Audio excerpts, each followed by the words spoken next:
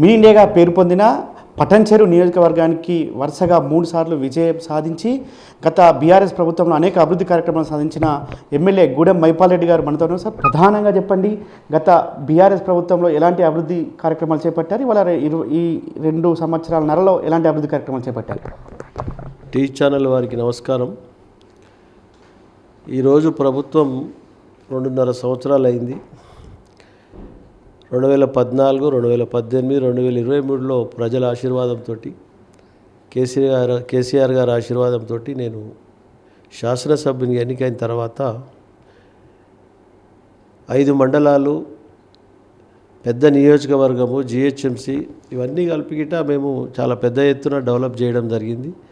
ఎందుకు చెప్తున్నానంటే, స్వాతంత్రం వచ్చిన నుంచి ఎప్పుడు కానంత అభివృద్ధి చేయడం జరిగింది. ఒక్క వింగు కాకుండా అన్ని వింగులలో రోడ్లు అనుకోండి, కరెంట్ అనుకోండి, వాటర్ అనుకోండి, ఎన్ని కేటగిరీలు అన్ని కేటగిరీల ప్రజలకు ఎక్కడ ఇబ్బంది లేకుండా వారికి కడుపులో బిడ్డను తల్లి ఏ విధంగా కాపాడుతుండనో టీఆర్ఎస్ పార్టీ కానీ, కేసీఆర్ కానీ, మేము కానీ ఆ విధంగా ఈ నియోజకవర్గాన్ని కాపాడుకుంటూ అభివృద్ధి చేసుకుంటూ ముందుకు రావడం జరిగింది. అందుకే 3వసారి మమ్మల్ని గెలిపేయడం జరిగింది.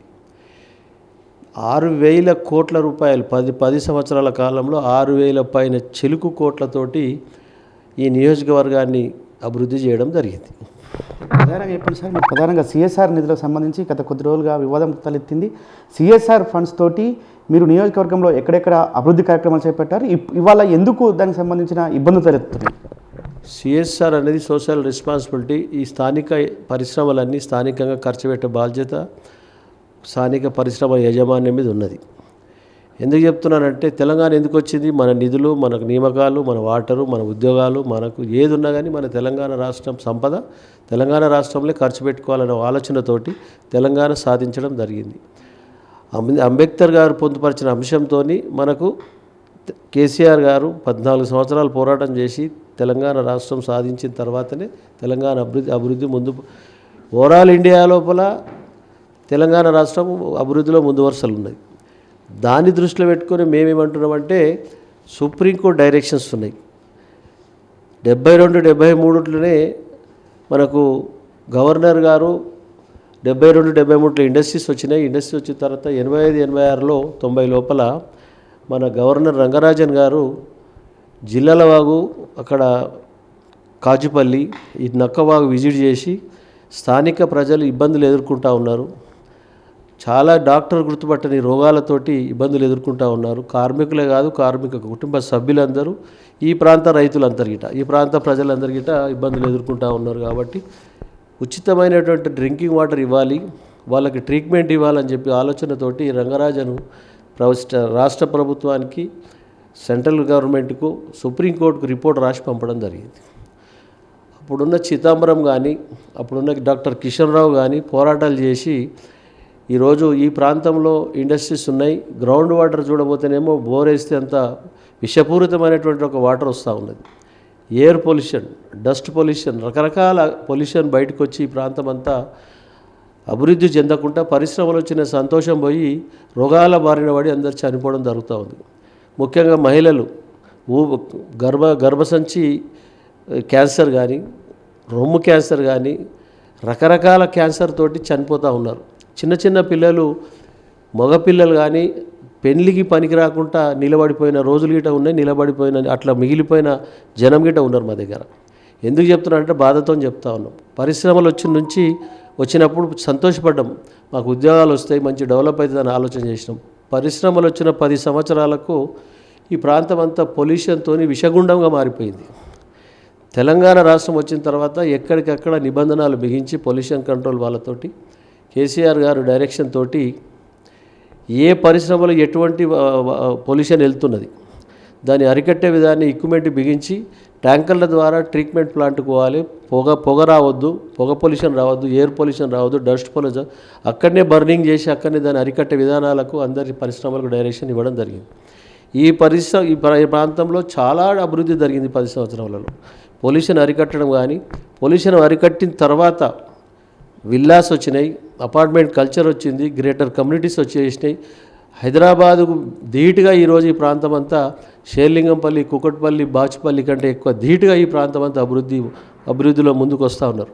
డాక్టర్స్ వస్తూ ఉన్నారు, ఇంజనీర్స్ వస్తూ ఉన్నారు, సైంటిస్టులు వస్తూ ఉన్నారు, లాయర్స్ వస్తూ ఉన్నారు. చాలామంది మేధావులు మా దగ్గర ఉన్నారు. రిటైర్ ఆర్మీలు ఉన్నారు, ఇంకా చాలామంది మా ప్రాంతంలో నివాసం ఉంటున్నారు. ఇప్పుడు ఎందుకు ఉంటున్నారు? అది ఈ 10 సంవత్సరాల కాలంలో పొల్యూషన్ అనేది అరికట్టే విధానాన్ని ప్రభుత్వం చర్యలు తీసుకొని ఈ ప్రాంతాన్ని అభివృద్ధిలో ముందు వరుసలో ఉంచడం జరిగింది. కాబట్టే ఈ ప్రాంతం అంతా అభివృద్ధిలో ముందుకు పోతా ఉన్నది. ప్రధానంగా సార్, మీరు అధికారం గత బీఆర్ఎస్ ప్రభుత్వంలో ఎక్కడెక్కడ సిఎస్ఆర్ నిధులతోటి నియోజకవర్గంలో అభివృద్ధి కార్యక్రమాలు చేపట్టారు? వాళ్ళు ఏ స్థాయిలో ఉన్నాయి? వాళ్ళవి డిగ్రీ కాలేజీలు కట్టినాం, జూనియర్ కాలేజీలు కట్టినాం, హై స్కూల్ కట్టినాం, జూనియర్ ప్రైమరీ స్కూల్స్ కట్టినాం, వాటర్ ట్యాంకులు కట్టినాం, ఇక్కడ గ్రౌండ్లు తయారు చేసినాం. పాలిటెక్నికల్స్ వంటి బిల్డింగ్లకు ఇప్పుడు కట్టాలంటే డబ్బులు ఇస్తలేరు. ఎన్ని అభివృద్ధి చేయాలని అభివృద్ధి చేయడం జరిగింది. ఈరోజు సిఎస్ఆర్ నిధులతోటి అన్ని రకాల అభివృద్ధి చేయడం జరిగింది. ఈ నియోజకవర్గంలో జిన్నారం కానీ, గుమ్మడిదల కానీ పోలీస్ స్టేషన్లు, ఇప్పుడు గుమ్మడిదలలో పోలీస్ స్టేషన్ 4 కోట్లతో అది కడతా ఉన్నాం. 6 కోట్లతోటి మన బల్లారంలో కడతా ఉన్నాం పోలీస్ స్టేషన్. ఇక్కడ 12 కోట్లతోటి రోడ్ వైడింగ్లో పోతుంది, ఇక్కడ పోలీస్ స్టేషన్ కడతా ఉన్నాం. ఇవన్నీ ఇక్కడ సిఎస్ఆర్ నిధులే. కాబట్టి ఒక్క పని అని చెప్పడానికి లేదు, అన్ని రకాల వాడుకోవడం జరిగింది. గత 10 సంవత్సరాలు ఏ విధంగా సహకరించారో ఈ 2 సంవత్సరాల సంది సిఎస్ఆర్ ఫండ్ అనేది పొలమర దాటిపోతూ ఉన్నది. స్థానిక నాయకులు, స్థానిక మంత్రివర్యులు ఈరోజు నేను మొన్ననే కలెక్టర్ చెప్పి విన్నపించుకోవడం జరిగింది. దీన్ని పూర్తి స్థాయిలో ఏ నియోజకవర్గంలో ఇండస్ట్రీస్ ఉన్నాయో ఆ నియోజకవర్గంలో ఖర్చు పెట్టాలన్న ఆలోచనతో మీరు మాకు సహకరించాలని చెప్పి రిప్రజెంటేషన్కి ఇవ్వడం జరిగింది. అదే రోజు ముఖ్యమంత్రి గారు ప్రెస్ మీట్ పరిశ్రమల యజమానులు పిలిచి వారు స్థానికనే ఖర్చు పెట్టాలి, స్థానికంగా ఖర్చు పెట్టకపోతే ఇబ్బందులు అవుతాయి అని గిట్ట వాళ్ళకు డైరెక్షన్స్ ఇవ్వడం అనేది పేపర్లో చూసినాం, టీవీలో గిట్ట చూసినాం. కాబట్టి సంతోషము, ఆ విధంగా ఖర్చు పెట్టి ఈ ప్రాంతాన్ని అభివృద్ధి చేయాలి. ఎందుకంటే డే బై డే పెరుగుతూ ఉన్నది. ఈ గతంలో నష్టపోయిన రీకవరీ చేయాలంటే ఈ ప్రాంతంలో గ్రౌండ్లు కావాలి, పార్కులు కావాలి, మనకు కాలేజీలు కావాలి, మనకు స్కూల్ బిల్డింగ్లు కావాలి, మనకు హాస్టల్ బిల్డింగ్స్ కావాలి. ఇంకా చాలా రిక్వైర్మెంట్ పబ్లిక్ ఈ ప్రాంతంలో చాలా అవసరం. చాలా ఇప్పుడే 6 లక్షల ఓట్లు ఉన్నాయి. రేపు రాబో కాలంలో 10 లక్షల ఓట్లకు పై పెరిగేది ఉన్నది. కాబట్టి ఎక్కడ చూసిన అభివృద్ధి చాలా వేగంగా శరవేగంగా నడుస్తూ ఉన్నది. Apartment culture, greater communities, villas, colonies విపరీతంగా పెరుగుతూ ఉన్నది. ఈరోజు ఇంత పెరిగిన 10 సంవత్సరాల కాలంలో కరెంటు లోపం లేకుండా కరెంటు అందిస్తూ ఉన్నాం. డ్రింకింగ్ మెషిన్ బైరీ దాంట్లో వాటర్ అందిస్తూ ఉన్నాం, రోడ్లు అందిస్తూ ఉన్నాం. కానీ ఈ 2 సంవత్సరాల సార్ బాగా కుంటుపట్టింది. 475 కోట్ల వర్కులు ఈరోజు రహదారులకు దానికి ఫౌండేషన్ వేసి జీవోలు ఇచ్చిన తర్వాత క్యాన్సిల్ చేయడం జరిగింది. దానికి చాలాసార్లు మాకు ప్రభుత్వం దృష్టికి తీసుకెళ్ళాం, కానీ స్పందించలేరు, అవి ఇస్తలేరు. కాబట్టి ఈరోజు 3 మున్సిపాలిటీలు ఉండే 3 మున్సిపాలిటీలు పోయి ఈరోజు గ్రేటర్లో కలిసినాయి. ఇప్పుడు 5 మున్సిపాలిటీలు కొత్తవి వచ్చినాయి. చాలా ఇప్పుడు అవసరాలు పెరిగినాయి పబ్లిక్. కాబట్టి అవన్నీ కూడా సిఎస్ఆర్ ఫండ్ అనేది ఇక్కడనే ఖర్చు పెట్టాలి. ముఖ్యమంత్రి గారు డైరెక్షన్ చేసినట్టు మేము అడిగినట్టు మేము తప్పకుండా ఈ ప్రాంతంలో సిఎస్ఆర్ ఫండ్ ఖర్చు పెట్టకపోతే రేపు రాబో కాలంలో పబ్లిక్తో ఏం చేయాలనే ఉద్యమాలను చేపట్టి దానికి పూర్తి స్థాయిలో సిఎస్ఆర్ ఫండ్ ఈ ప్రాంతానికి ఖర్చు పెట్టే విధంగా అడుగులేస్తాం. ప్రజల బలం తీసుకొని ముందుకెళ్తాం. ప్రధానంగా జిహెచ్ఎం సంబంధించి 3 కార్పొరేషన్లుగా విడిపోయింది. ఇప్పుడున్న సైబరాబాద్ కమిషనరేట్లో ఇవాళ ఈ పటంచర్ వస్తుంది. ఇందులో 9 మున్సిపాలిటీ ఉన్నాయి. దీన్ని ఎట్లా చూడవచ్చు? ఇప్పుడు దీనికి సంబంధించి భవిష్యత్తు ఏ విధంగా ఉండబోతుంది? తప్పకుండా మేము పబ్లిక్ సర్వీస్లో ఉన్నాం. మాకు సెకండ్ క్యాడర్ గిట్ట పబ్లిక్ అందుబాటులో ఉన్నారు. ఎప్పటికప్పుడు రోజువారీ వాళ్ళకి అందుబాటులో ఉండి వాళ్ళు మంచి చెడ్డల కష్ట సుఖాలలో పాలు పంచుకొని ఏ అవసరమున్నా ఇమీడియట్లీ వాళ్ళ ఇంటికి లీడర్ కాకుండా సొంత అన్నదమ్ములకి ఇంటికి వెళ్ళి ఏ అవసరాలు ఉన్నా తీసుకుపోతా ఉన్నారు. వాళ్ళు మా దగ్గరికి వచ్చిన నేను ఎంబడెంబడే వాళ్ళకి అందుబాటులో ఉండి సర్వీస్ చేస్తూ ఉన్నాం. ఒక శాసనసభ్యుని కాకుండా ఒక సోదరునిగా వాళ్ళ కుటుంబ సభ్యునిగా కష్ట సుఖాలలో పాలు పంచుకొని వాళ్ళ దగ్గరికి పోయి ఏంటో నెరవేరుస్తూ ఉన్నాం. తప్పకుండా రేపు మొన్న జరిగింది, మీ కళ్ళ ముంగట జరిగింది. 5 మున్సిపాలిటీలు కైవసం చేసుకోండి బీఆర్ఎస్ పార్టీ. రేపు 9 గ్రేటర్లు గిట్ట స్వీప్ చేయబోతా ఉన్నాం. ఒక్కటి ఇడవకుండా 2 మండలాలు గిట్ట దాని గిట్ట బీఆర్ఎస్ పార్టీ 9 గ్రేటర్ గిట్ట గెలవబోతా ఉన్నాం బీఆర్ఎస్ పార్టీ. ఇదంతా ఒకేదైతే ఇవాళ మొన్న అసెంబ్లీ సమావేశాల్లో కొంత ఏదైతే ప్రభుత్వం చేసిన అవినీతి పైన మీ బీఆర్ఎస్ పార్టీ పోరాటం చేసింది. ఆ తరుణంలో ముఖ్యమంత్రి మాట్లాడుతూ గత 2014 జరిగిన క్రషర్లకు సంబంధించిన కావచ్చు, మైనింగ్ సంబంధించిన దానికి సంబంధించిన మిలిటరీకి సంబంధించిన దానిపైన సిబిసిఐడి ఎంక్వైరీ చేస్తే మళ్ళీ గూడెం మైపాల్ రెడ్డి కూడా నేను పదే స్పష్టంగా చెప్పండి. దీన్ని ఎదురొచ్చు అసలు ఎందుకు బెదిరింపులు అనుకోవచ్చు? ఈరోజు క్రషర్స్ అనేటి రాష్ట్ర వ్యాప్తంగా వందల సంఖ్యలు ఉన్నాయి, వేల సంఖ్యలు ఉన్నాయి. అట్లా నా 250-300 మంది మీద అందులో ఎమ్మెల్యేస్ ఉన్నారు, బిజినెస్ మ్యాన్లు అందరి మీద కూడా కేసులు అయినాయి, పెనాల్టీలు పడ్డాయి. 37 కోట్ల రూపాయలు మా మీద పెనాల్టీ వేసారు. ఫిట్మెంట్ సర్వే చేయకుండా అంచనా ప్రకారంగా పొలిటికల్ ప్రెషర్ తోటి స్థానికంగా ఉన్న మన డిస్ట్రిక్ట్ మంత్రి గారి ప్రెషర్ తోటి దాని మీద మాకు పెనాల్టీ వేసి సీజ్ చేయడం జరిగింది. మేమేమంటున్నాం, రీసర్వే చేయండి, ఫిట్ మెజర్మెంట్ చేయండి. మాకు రాజశేఖర రెడ్డి గారు ఉన్నప్పుడు అలాట్మెంట్ చేసిండు కోరి. అంతకుముందు ఎవరు కొట్టిరు? ప్రోగ్రెసివ్ కన్స్ట్రక్షన్ వాళ్ళు కొట్టిరు. అదే కోరి మాకు ఇచ్చిర్రు. వాళ్ళు ఎంత కొట్టిర్రు, మిగిలింది మేము ఎంత కొట్టినాం, దాని మీద ఫిట్ మెజర్మెంట్ చేసి మాకు పెనాల్టీ వేయండి, ఎక్కువ కొడితే కట్టడానికి సిద్ధంగా ఉన్నామని చెప్పడం జరిగింది.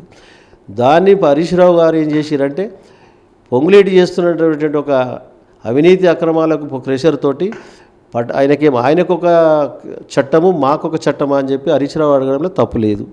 మేమేమంటున్నామంటే సిబిసిఐడి ఎంక్వైరీ చేయడం చాలా మంచిది ప్రభుత్వం. మాది గిట్ట మంచి ఏందో చెడేందో బయటపడుతుంది.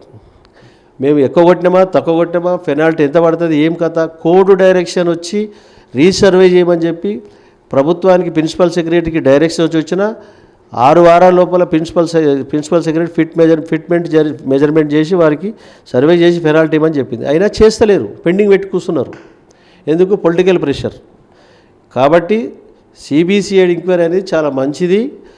బీఆర్ఎస్ పార్టీ హరీష్ రావు గారు, కేటీఆర్ గారు కోరడము, ప్రభుత్వం ఒప్పుకొని దిగొచ్చి సిబిసిఐడి ఎంక్వైరీకి ఒప్పుకోవడం చాలా మంచిది.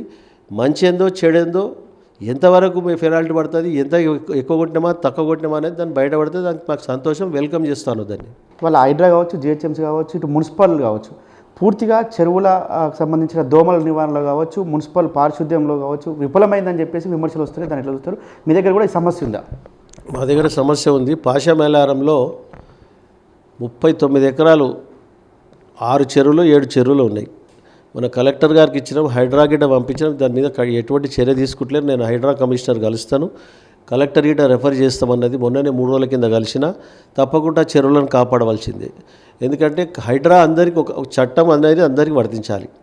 హైడ్రా తీసుకున్న నిర్ణయం అనేది అక్రమార్కుల మీద కొరడ చేయవలసిందే, కాపాడవలసిందే, పబ్లిక్ అనుకూలంగా పనిచేయవలసిందే.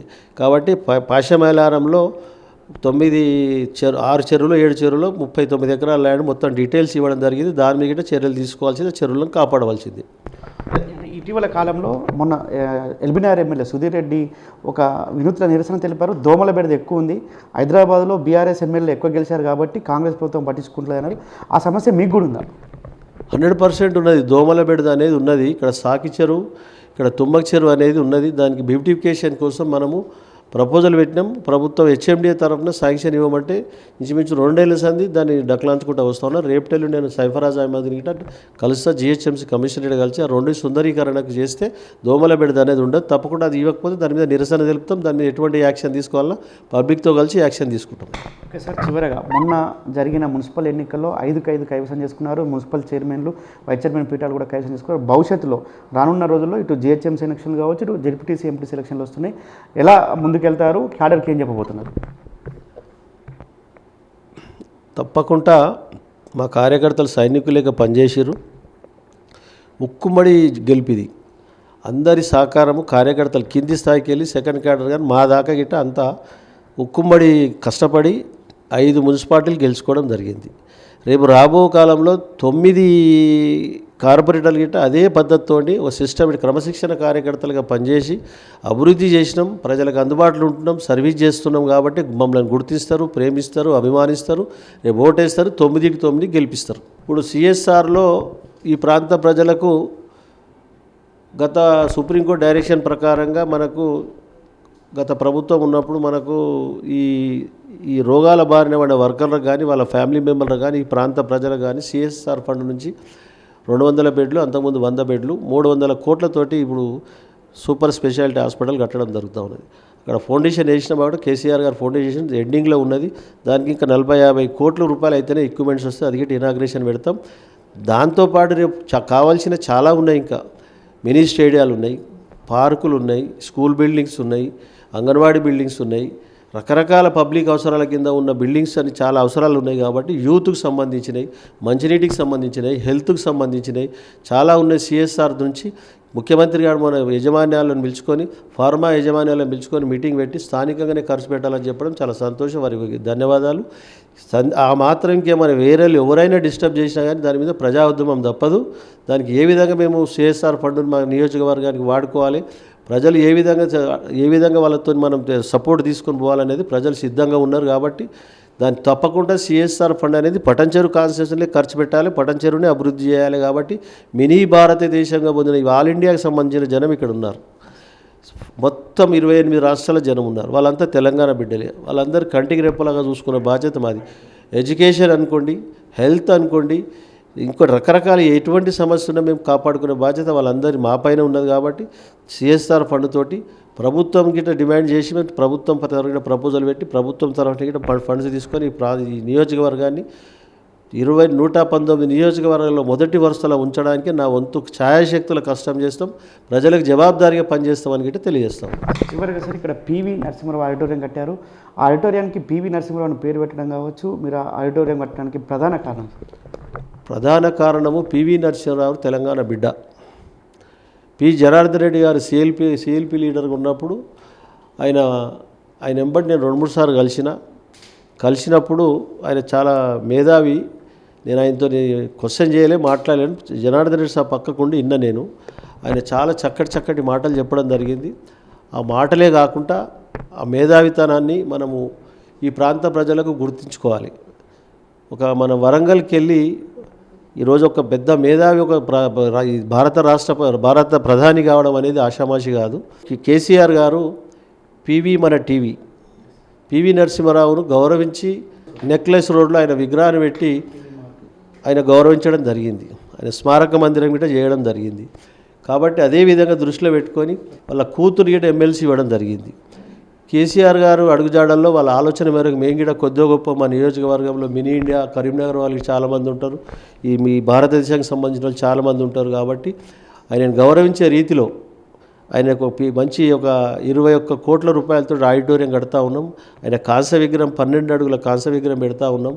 అటువంటి మేధావిని గుర్తించుకొని స్మరించుకొని ఆయన అడుగుజాడల్లో నడవడానికి ప్రయత్నం చేస్తాం. అభివృద్ధిలో అటువంటిని స్మరించుకుంటూ ముందుకు పోవడానికి ప్రయత్నిస్తాం. కాబట్టి ఆయనకు పెట్టడానికి కారణం నా ఆలోచన, మా నియోజకవర్గ ఆలోచన. ఆడిటోరియం అనేది ఒక అఫీషియల్గా ఒక సీఎం వస్తుండంటే ఒక బందోబస్తు ఎంతమంది కావాలి, ఒక పిఎం వస్తుండంటే అంతమంది, 2000 మంది ఎట్ ఎ టైం కూర్చొని రివ్యూ చేసుకోవచ్చు.